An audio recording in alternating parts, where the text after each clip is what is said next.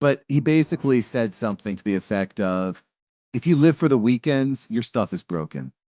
But after years of building, having the ability to leave my job, having enough income in place, it just my health is better, my relationship with my wife is better, relationship with my kids is better, with my community, with my church. Everything is improved. And and that's because I wake up with purpose. You're not gonna have a fulfilling life if you're just waking up doing something easy.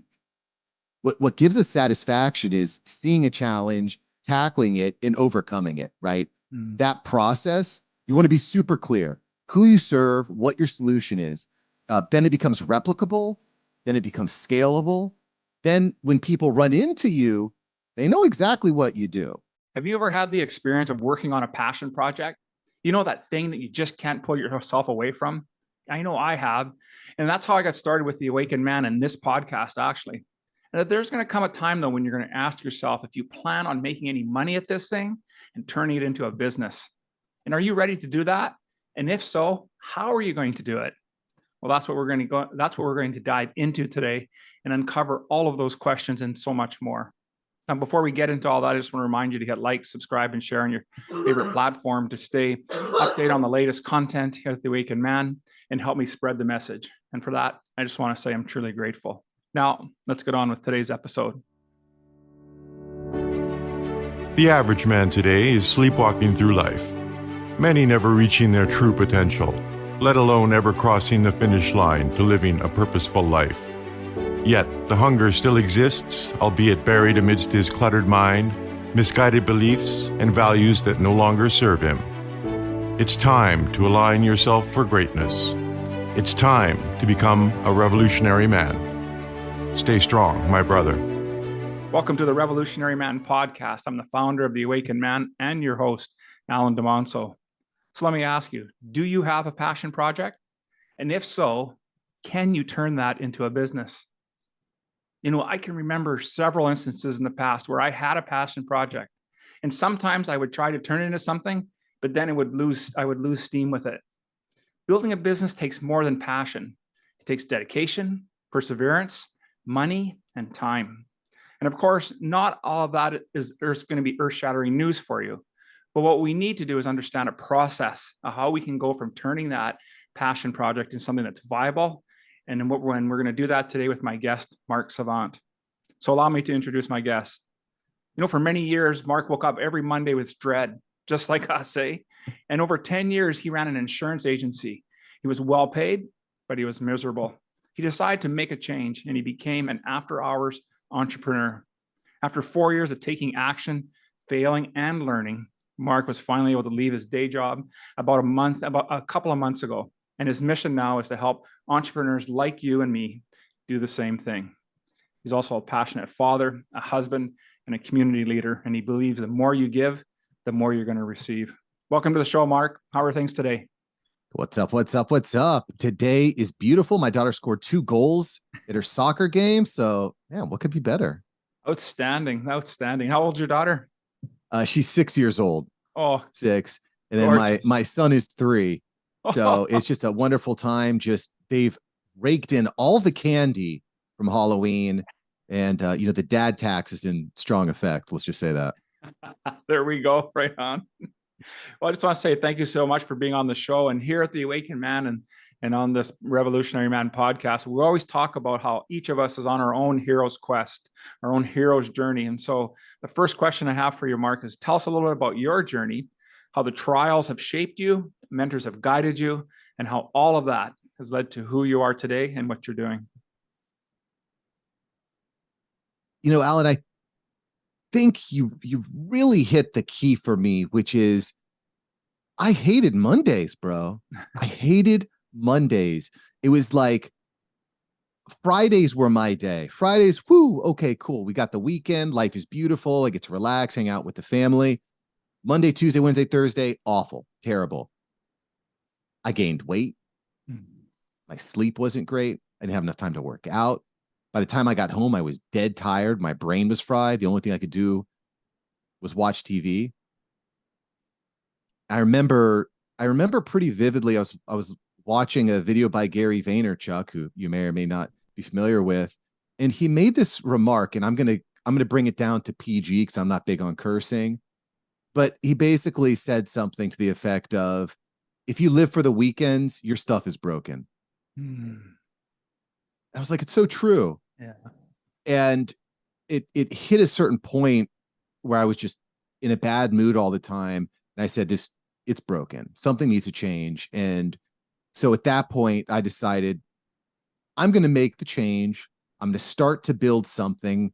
This is the world of the internet. You can make money doing anything that you want. And I want to find what's right for me. And so that sent me down my path of discovery. Outstanding. And now, was this your first thing that you've done, or did you look at other things?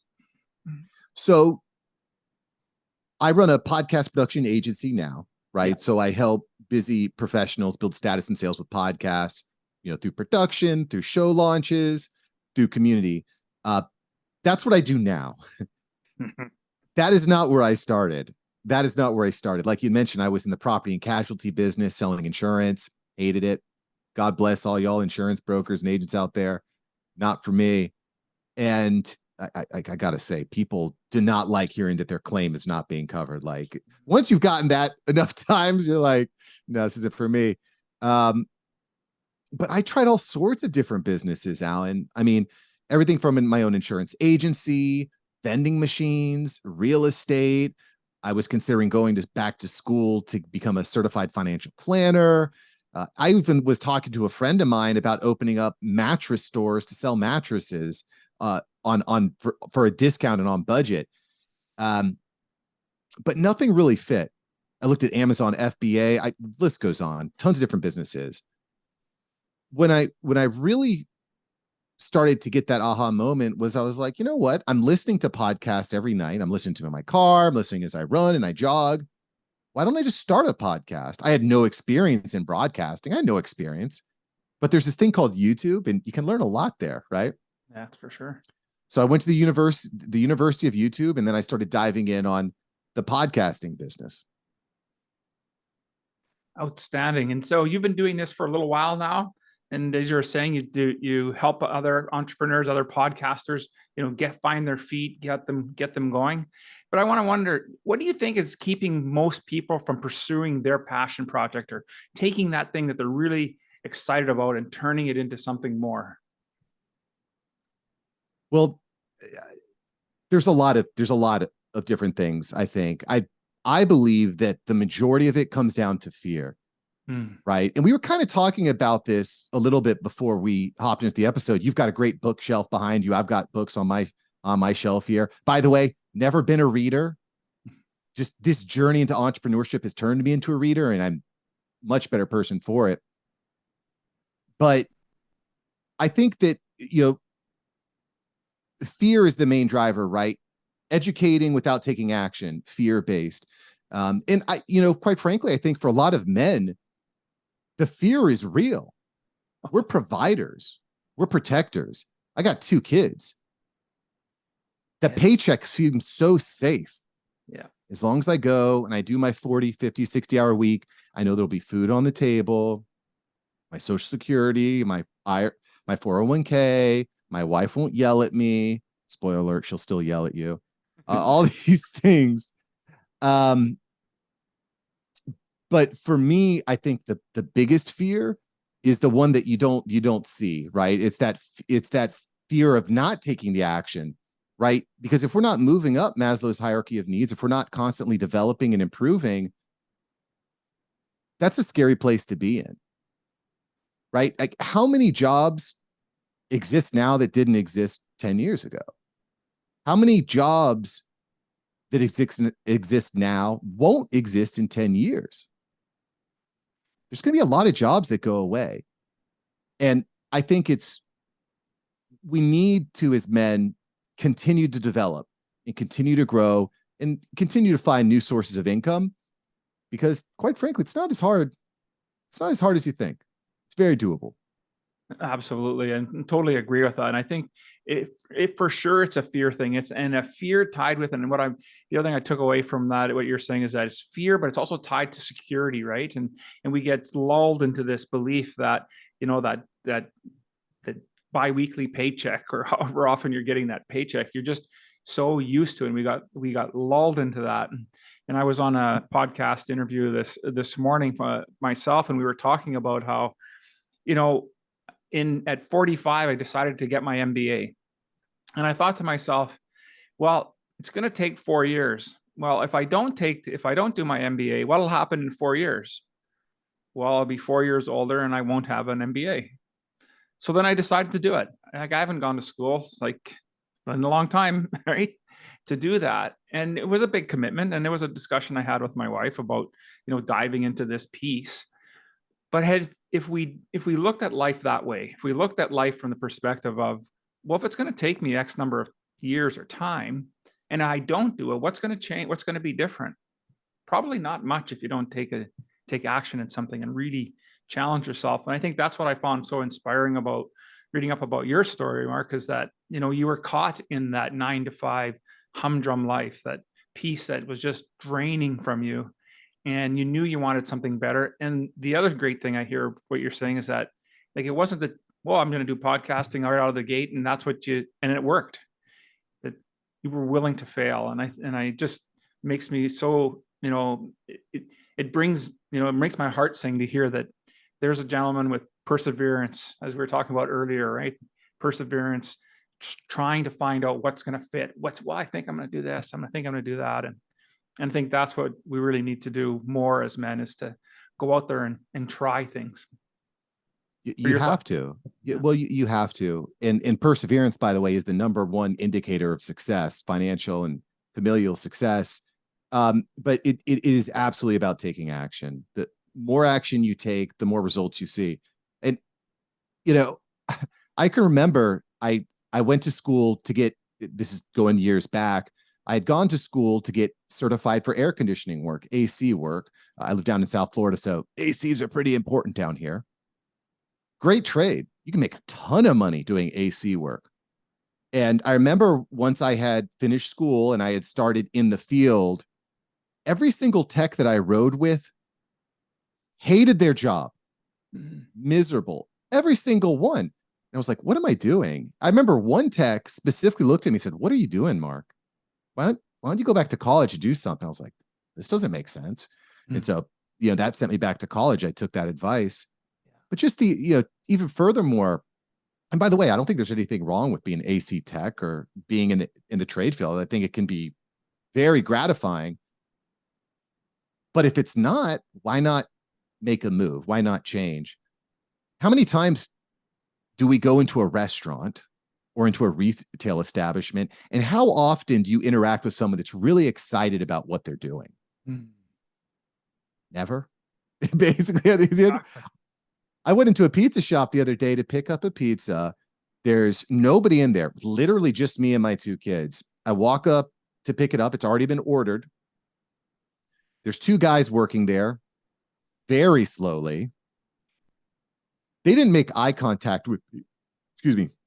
They didn't make eye contact. 1 minute went by, 2 minutes went by, 3 minutes went by. On the 4th minute, I was like, hey, I'm here to pick up a pizza. And the guy's like, oh, okay, what's your name? I was like, and I wasn't angry at them. I felt genuinely sad for them. And, it's just not a way to live life. When I was able to leave my job, again, 2-3 months ago, not even that long ago, but after years of building, having the ability to leave my job, having enough income in place, it's just, my health is better. My relationship with my wife is better. Relationship with my kids is better. With my community, with my church, everything is improved. And that's because I wake up with purpose.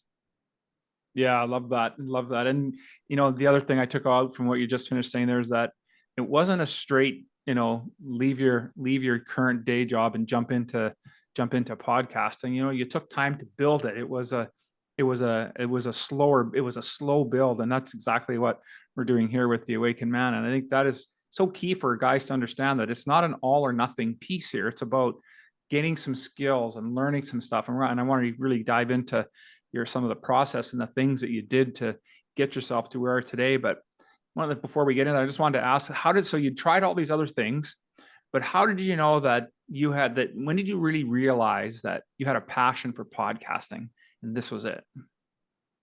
Well, pretty quickly. So my first show is called The Awesome Dad Show. It's still out there. And I said, I'm going to start this. And again, I'm an after hours entrepreneur, by the way, to your point. Side hustle, work by day, side hustle by night, and get it done and learn, right? So I started The Awesome Dad Show, and about 4 weeks into starting the show, I had the chance to interview NFL Super Bowl champion Trent Dilfer on the show. I was like, this is pretty cool. I'm interviewing NFL champions. Like, this is fun. And, fast forwarding, I had the chance to interview both remotely and in person NFL athletes, presidential candidates, local mayors and city officials, celebrities. So I found out pretty quickly that I really enjoyed it.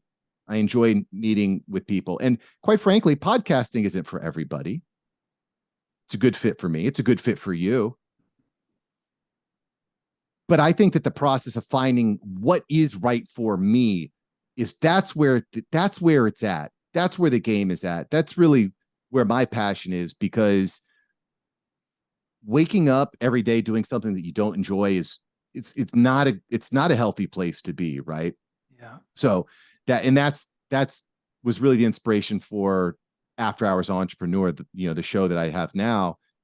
And the real focus there is, hey, how can we get you on the path to a 6-figure business? How can you generate and create a 6-figure business? Because that's the path that starts to open up so many doors to your personal happiness and health. Absolutely, right? Because you're living from a place of passion, and when you live from that, instead of a place of being, maybe it's toxic or maybe it's just draining, that things start to take form or take shape because you're actually doing something that you love. And I think that's why it's, I think having this conversation today, and I just know that there's lots of guys out there like you and I who were stuck in a dead end job. The career is totally flatlined, and they're looking for something more. They're looking for some sort of purpose, especially in work, because a lot of us men so much of our identity of who we are is linked to the things that we do, right?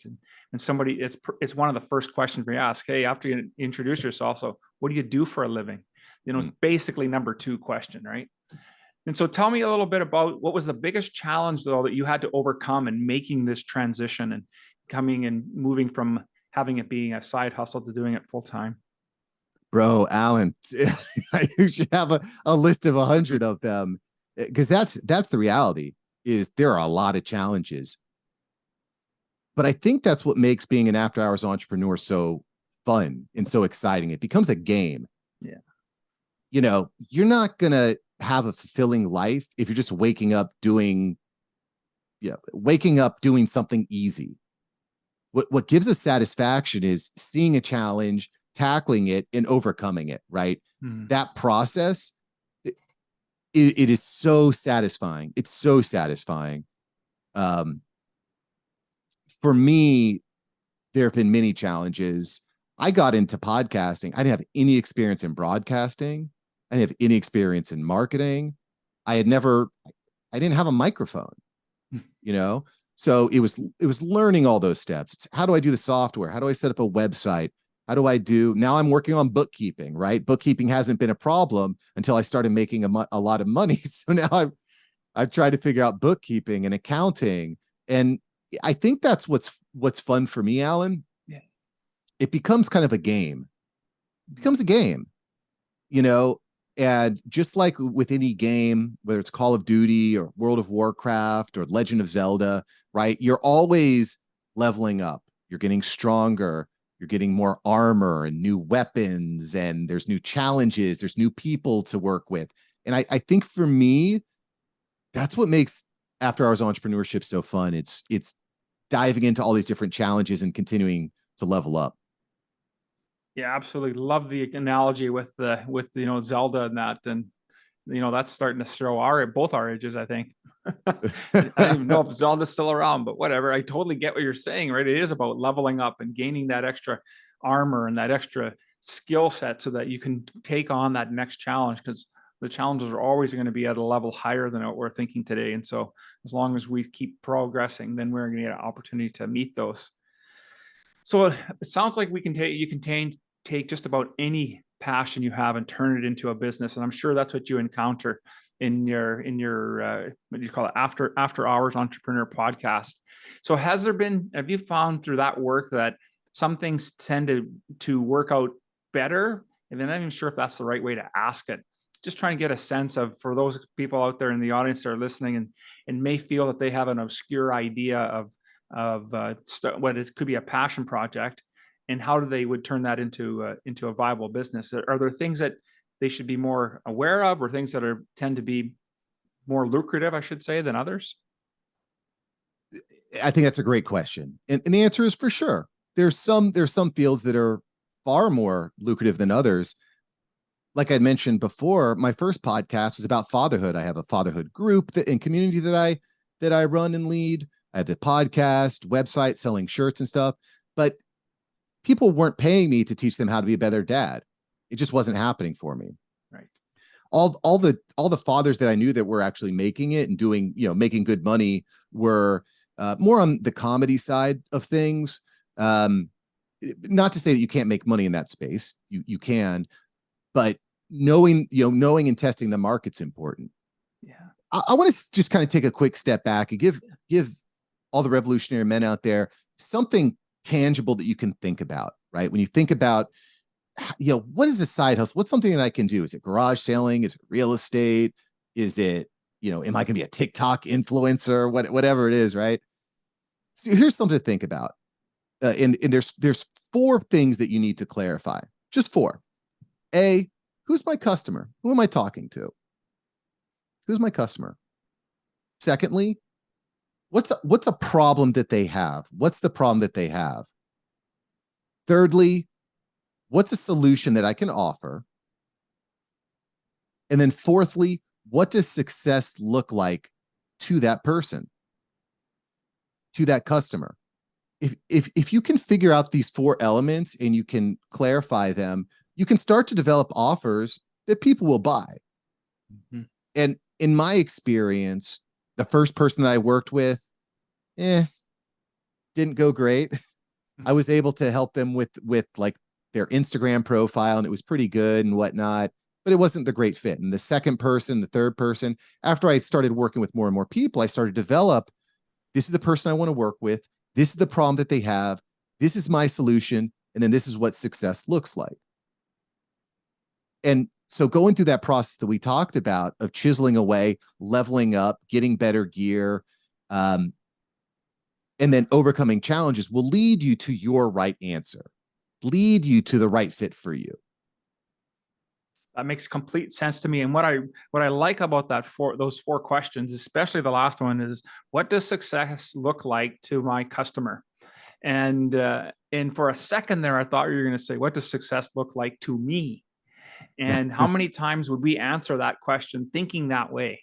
And that for us, and it's not about us, it's about what does success look like for that customer? And what a great way to look at it, as opposed to thinking about what's in it necessarily for me, because we're already going to have that by stepping into this solution that we're creating. And so staying focused on that customer makes complete sense to me.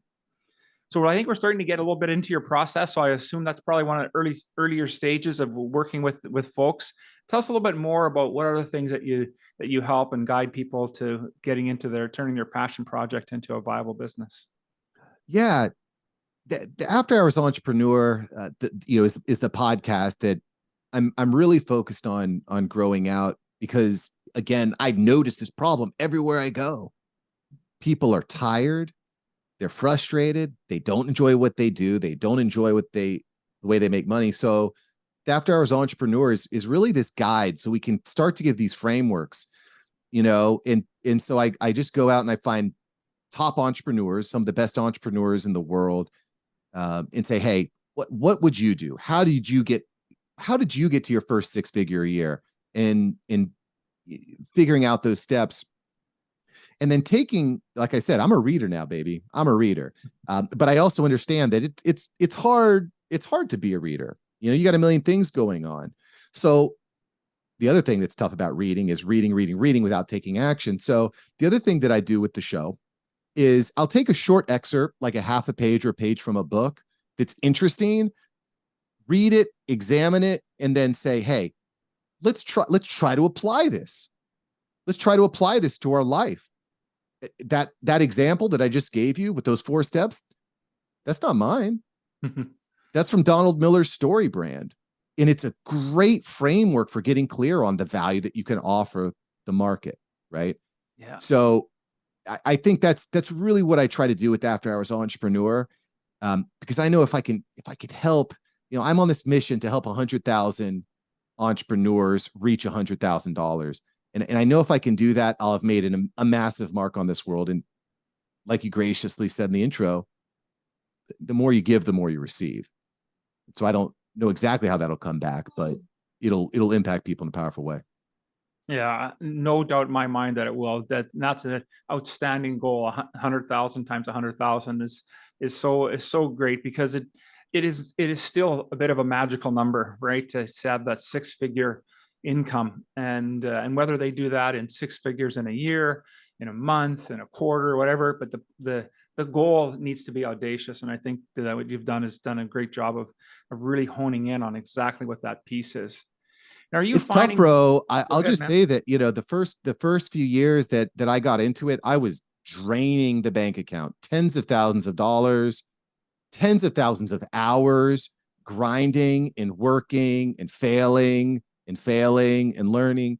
And so that's really what I'm trying to do with the show is, how can I help people avoid all that mess? How can we fast forward through that pain? There's going to be pain. Yeah. Pain's inevitable. It is, but you don't need to it's like, you can go to the gym and do a bunch of squats, but let's not break your leg on the process. You know what I mean? Let's get strong quads. Let's not break our legs. Yeah.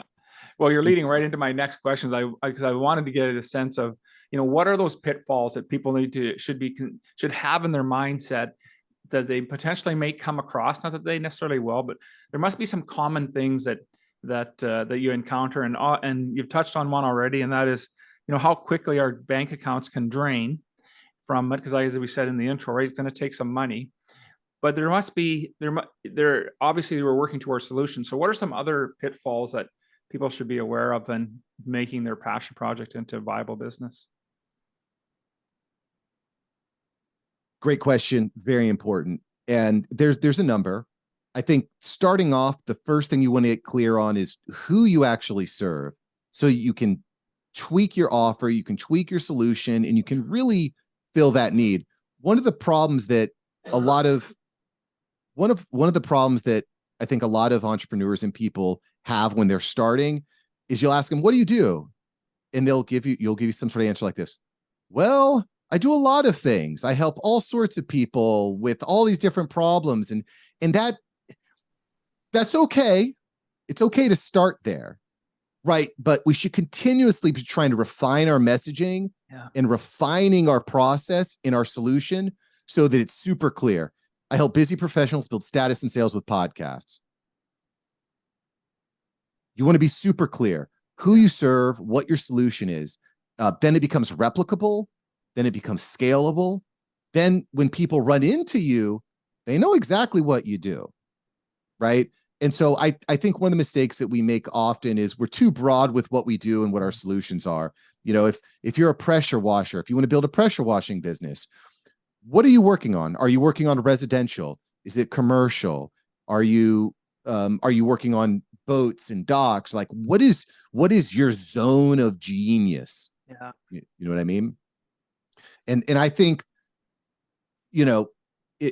if the quicker you can come to that zone of genius and figure that out, the faster you're going to start to make real money. That's when you start to see more money coming in. That's such a great point, Mark. And it's something that I continue to work on today, and I'm sure you do as well, is really getting clear and focused on exactly what it is that you're doing and what the problem that you're trying to solve for your customers. Because I think as we, as a fledgling entrepreneurs, we think that I'm going to create this widget and it's going to help save the whole world. But the challenge with that is that there's just not clear enough. Nobody really knows what the widget is. And until we can define it to a point that it makes sense for people, then it actually gets traction, because it's obvious now what the goal is. And I think, that's such a great takeaway for folks to have today. And I'm sure, when I ask you, and we'll do that as a closeout as well, that we need to get clear, and it takes time. It won't necessarily be the very first time you write it out, or the 50th time, or the 100th time. I can only imagine how many times you've wrote it out. Similar to me, I'm always making sure and refining what it is that I do. And it's really about, guiding men to help them break through the walls in their life so that they can become clear, become owners, and they can then accomplish more in the next 90 days than they've done in the last year of their life. And it's still a work in process, right? Still comes together. But when I think about the work and what you're saying that you're doing, it's getting real crystal clear on what that looks like. And some days it's a little harder to come by, and others it just shows up. Now, you must have a couple of inspiring stories of people that you've worked with, and that you've been able to guide them and help them grow and change into their passion project into a business. Do you have one that you could share with us today? Sure. So I'll give you some specific examples in my business itself. One of the things that's really cool when it comes to podcasting specifically is helping people actually generate real money, real income from their show. And that can be a really difficult thing. The vast majority of podcasters aren't generating income. Mm-hmm. And I brought on a client pretty recently. They're 60, 70, 80 episodes in. They'd never made any directly hadn't made money off the show. And one of the things that I've done is I've developed relationships with a lot of podcast booking agents. These are agents that take on clients to place their clients in shows. And what I was able to do with this relationship was find several guests that were willing to pay to be on her show, to be on this client's show. And this, when I reached out to my client and I said, hey, by the way, I just got this guest, they're willing to pay X amount of dollars to come on your show. They're like, are you freaking serious? This is amazing. This is so great. This is so cool. And that was a big win for me. And and by the way, kind of backing it up just a little bit, when I first started my podcast production agency, it wasn't really clear how I was going to be different. But now, because I've been able to build up the avatar of the people I want to work with, busy professionals, I'm able to provide more solutions for them. Mm-hmm. And for this client, I know that I have a bank of booking agents and potential paying guests that want to be on shows with busy business people, busy entrepreneurs, right? That's kind of their niche. So that was a really cool moment. Absolutely. And what a great solution, right? And because you were involved in podcasting, it was obviously a challenge that you faced, and ding, the light went off, and just said, well, if it's not, I can't be the only one that's having this issue. And what a unique way to put that together, right? To have that piece, and another way to monetize a piece of business that you would think truly is a passion project. I know of several people that just because I've been doing podcasting now, seriously, this is the first year doing it, making a commitment to do at least an episode a week. And so it's amazing how many people like the idea of being on doing a podcast or listening to it, but they're not making any money out of it. And what a great way to be able to do that. It's just fantastic. Well, and I think finding ways to this is more podcast specific than entrepreneurial in general, yeah. But a podcast is a lot of work. It takes a lot of time. It's a lot of effort. I've spent many nights in a dark, dank room editing episodes, right? When I could have been watching Game of Thrones. when podcasting becomes fun is when you can start to outsource the production piece. So you're not doing all the show notes and the copywriting and the Instagram posts and stuff like that. However, in order to do that, there needs to be a cash flow coming in. So working with clients to get the cash flow coming in so that they can start to outsource it's a really powerful thing. It's very powerful. Absolutely. It really takes them to that next level, right? And even though we were talking a little bit about podcasting, the takeaway I'm getting from here, though, is that you were able to find a step in the process, a niche opportunity for you to solve a client's problems. And I think it's so important that hoping the listeners are picking up on what we're really talking about, is that there are so many nuances or things that are just obvious to us. And because we're both podcasters, yeah, absolutely. Doing production is one of those things, or trying to find guests on your show and making money. Who would have thought of that as a business opportunity, as a piece that while you're generating income, you're also helping a client do that. And it's that way of thinking that is what we're trying to get across, I think, today. Yeah. Just take that a step further, because I love where you went with that, Alan. Kind of challenging the status quo is a really good way of standing out. We live in this world where there's so many distractions all the time. But when you say this is the way that the whole industry does it, this is the commonly held belief, I'm going to break that status quo. You can turn a lot of heads.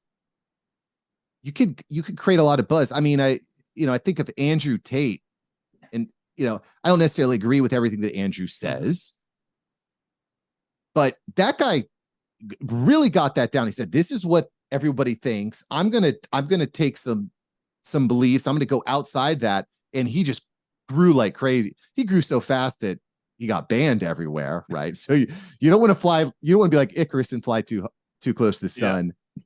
Yeah.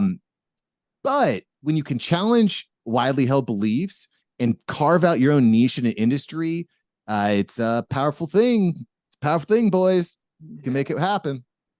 Yeah, absolutely, for sure. Now, you talked about how you're doing this business because you want to be able to accelerate the learning process for people.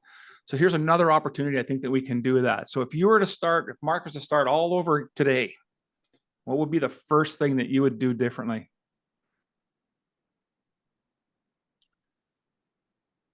Or maybe not differently, but what would be the first thing you would do? Ooh. Okay. What would I do?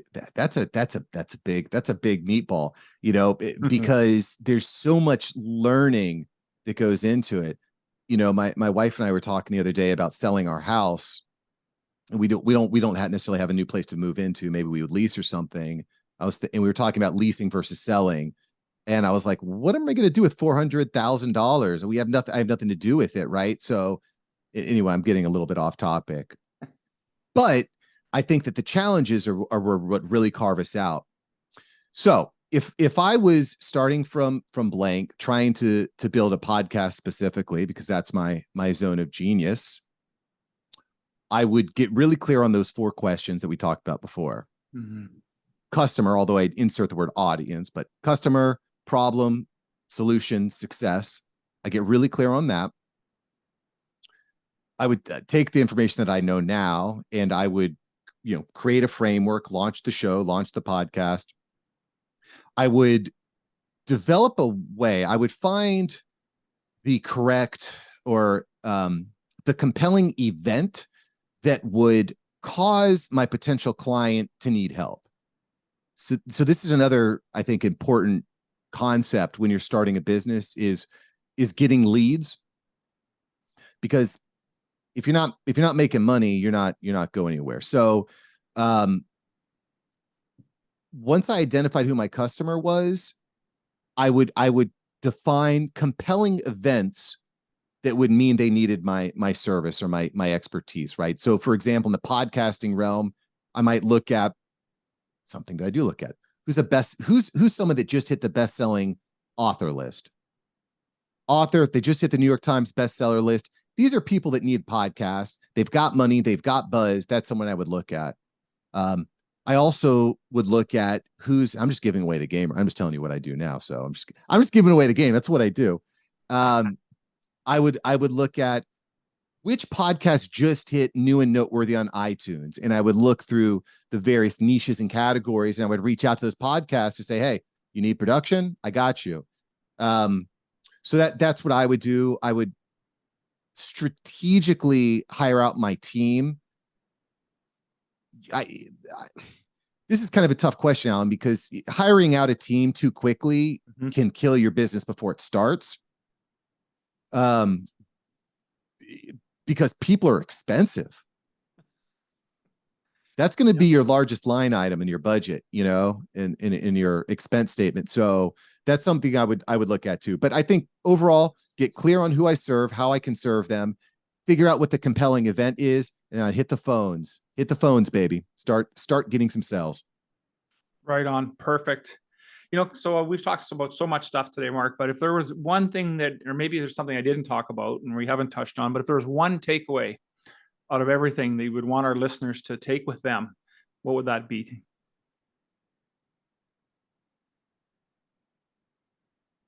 Take action. Take action. I spent way too many years being complacent, saying this is fine. It's kind of like that meme where there's the little dog in the house that's on fire. It's like, this is fine. Way too many years. I thought, I'm too old. Things are comfortable. I just want to relax. But I was not happy. And that impacted everyone around me. The best advice I could tell someone that's thinking, considering starting something, some sort of project, or trying to generate some side income, just take action. Yep. You never know what type of opportunities it will open. Taking action is going to open doors that you can't see yet, but it's going to lead to a better life for you and your family. Absolutely. What a great way to round out our talk today. I just want to say thanks, Mark, for spending time with me today. And I think we left a pretty good breadcrumb trail for people to follow if they want to take their passion project and turn it into a viable business. But if they really wanted to get some help and they wanted to reach out and get a hold of you, what would be the best way that they could do that? So you can shoot me an email, mark@marksavantmedia.com. I'm there. I'm here to help. You can find me at Mark Savant Media on every platform. Whatever platform you're on, at Mark Savant Media. I'm there to support you. And of course, the podcast itself, After Hours Entrepreneur, it's globally ranked in the top 1%. Pretty cool. And it's designed to help you generate your first $100,000 out of your side hustle. Outstanding. Well, I'm going to make sure I have all that information in the show notes where people can get a chance to reach out to you, whatever platform that they like to do that. And once again, I just want to say thanks a lot for spending time with me today, Mark. It was a great conversation. My pleasure, Alan.